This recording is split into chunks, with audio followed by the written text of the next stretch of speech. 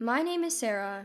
I recently turned 30, and I've been married to Joey for a year and a half. When Joey, the man I've always wanted to marry, proposed, I was overjoyed. We both looked forward to building a lifetime of memories and supporting each other. In hindsight, those were truly happy times. The first signs of trouble in my marriage came about 3 months after we tied the knot. Out of the blue, I got a call from my mother-in-law, Grace, asking us to visit Joey's family home. Since Joey had wanted me to be a stay-at-home wife, I was mainly focused on household chores. Grace knew this, so when she called, I promptly said, "Sure, I'll be right over," and headed to Joey's family home. Upon arriving, Grace was waiting at the front door. "Hi, Grace," I greeted her, but unlike other times, she ignored me. Instead, she said, "Come in quickly. There are various things I need you to do today," and ushered me into the living room. Grace? What do you need me to do?" Grace sat down and instructed, "The kitchen sink is full of breakfast and lunch dishes. Please wash them for me," pointing toward the kitchen with her chin. I was shocked and didn't know what to say. I had never been treated this way before. Grace, seeing my confusion, snapped. "What are you standing around for? Didn't you hear me? I said wash the dishes." Intimidated by Grace's unusual demeanor, I hastily replied, Okay," and made my way to the kitchen. I stood in front of the sink, my heart pounding so hard, it felt like it would jump out of my chest. I had never seen this side of Grace before. Whenever Joey and I had visited in the past, she was much kinder and cheerful. So why now? The word harassment suddenly flashed across my mind. Could it be happening to me? Something I'd only ever seen in soap operas was happening to me in real life? The realization made my blood run cold. I couldn't afford to make Grace any angrier. With that thought, I quickly washed and put away the dishes. "Grace, I'm done with the dishes." With that, Grace replies, "All right, laundry's next. Then cleaning. Make sure you get all the way up to the stairs." She then lays back on the living room sofa and falls asleep. I'm left standing, puzzled. I don't know where the cleaning supplies are, or the specifics of how this household does laundry. I hesitantly ask, Grace? She snaps, "Oh, for heaven's sake. I just told you what to do. You're my son's wife. Can't you handle this? My own daughter, who's younger than you, can do all this perfectly." She then falls back asleep. I'm stunned and stand frozen. Why am I being compared to my sister-in-law, Lily? Annoyed, I decide to just go ahead and do the cleaning and laundry. Apparently, my way wasn't to her liking. I had to redo the laundry and cleaning. Throughout, Grace would say things like, "If it were Lily, she would have gotten it right. Why can't you? You're unfit to be Joey's wife if you can't even manage household chores. How embarrassing." She keeps complaining. At that moment, it hits me why Grace has suddenly become so harsh. She's comparing me to her perfect daughter, Lily, and can't stand it. Lily is Joey's sister and my sister-in-law. She got married before us and lives with her in-laws, so we hardly ever see her. My impression of her from our wedding was that she's outgoing and easy to talk to. I can't say for sure since we haven't had a deep conversation about it, but both Grace and William, my father-in-law, seem pretty lenient with Lily. Even at our wedding, my father-in-law William said, "Look how cute Lily is in her party dress. She's stealing the spotlight from the bride." Grace agreed, and Lily said, "Hey, that's rude to Sarah." Joey and I laughed it off, but it did hurt a bit. And so, ever since Grace and William started comparing me to Lily, my impression of her has been getting worse and worse. 3 months into our marriage, I consulted Joey about the first instance of Grace's harassment. I told him, "Hey, I went to your parents' house today because Grace called me. I did the chores, but she kept comparing me to Lily and complaining. Can you say something to her?" Joey replied, That doesn't sound like Mom. But okay, I'll talk to her." I was a bit irked by his tone, but hoped he'd handle it. Unfortunately, it only made Grace more severe with me, calling me over more often. Every time I'd be tasked with chores and even major shopping. At first, Joey would say, "All right, I'll tell Mom." But as time passed, he'd say, "Again? Maybe you're just too sensitive." Eventually, whenever I'd bring up Grace, he'd sigh and say, "Look, maybe Mom's just looking out for you. Why not take it a little more seriously?" Can you believe it? We've only been married for about a year, and he's already taking his mom's side over me? I felt a sudden emptiness wash over me. Anger, sadness. I had moved past all those feelings and entered a state of utter indifference. Ever since then, when I visited Joey's parents' house with him, Grace started ordering me around like it was a given. Whether it was because she now believed Joey was on her side, she didn't hesitate to delegate all the household chores to me. Meanwhile, William, Grace, and Joey would all be having tea in the living room. Whenever we ran out of snacks, Grace would snark. "Sarah, you're so inconsiderate. If you see it running low, bring some more." Even Joey chimed in. "Sarah, more tea, please. And make it stronger this time." He had started treating me just like Grace did. William wasn't any better, treating me like a servant. "Sarah, we're out of cigarettes. Go get some," he'd command. I wanted to scream, "Buy your own darn cigarettes. Joey, Grace, make your own tea and snacks." But what could I do? I was alone, and changing my situation seemed impossible. Fast forward 1.5 years into our marriage.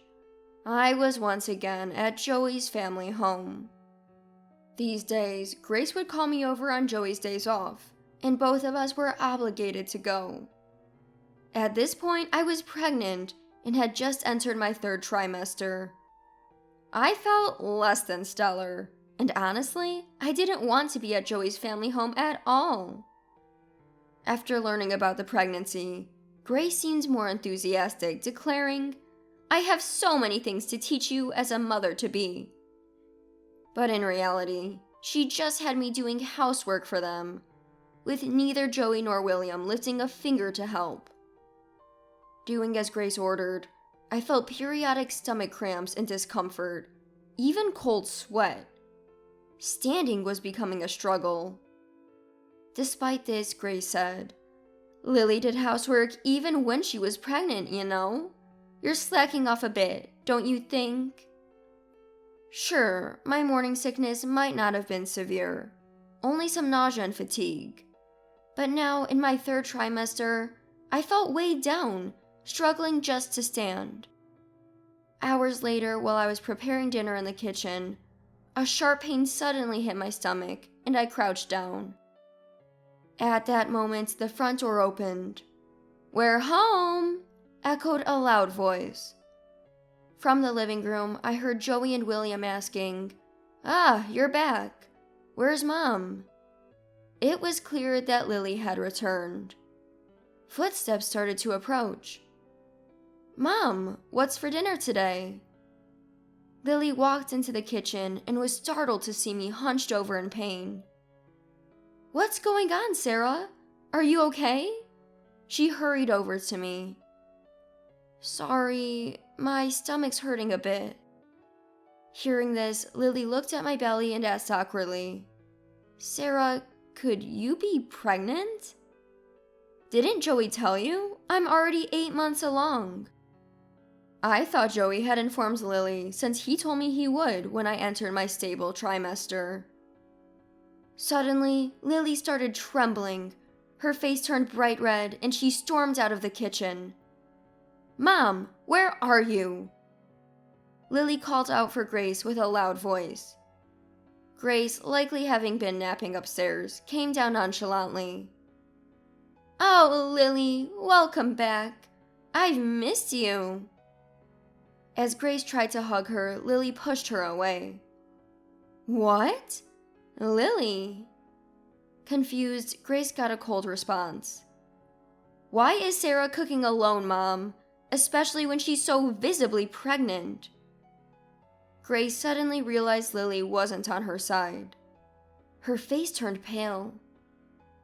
Well, Sarah insisted on doing it. No way! Do you know how hard it is to be on your feet all day during the late stages of pregnancy?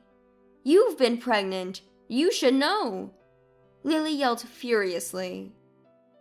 Grace was deeply shocked that her beloved daughter wasn't siding with her and slumped to the floor. Ignoring Grace, Lily headed to the living room. Picking up a newspaper, she hit Joey on the head and yelled, Who got Sarah pregnant while you sit here playing on your phone? Aren't you ashamed? What? Joey was too stunned to grasp the situation. Seriously? Sarah's being mistreated by Mom and you're oblivious? Are you dumb? As Lily lunged at Joey, William intervened. Lily, calm down. Don't talk to me about calming down, Dad. Remember when I brought my husband to meet you? You told him to prioritize and take care of me after we got married. What about this mess? Your son is playing games while his pregnant wife is left alone. William couldn't utter a word and just looked down, his face turning pale.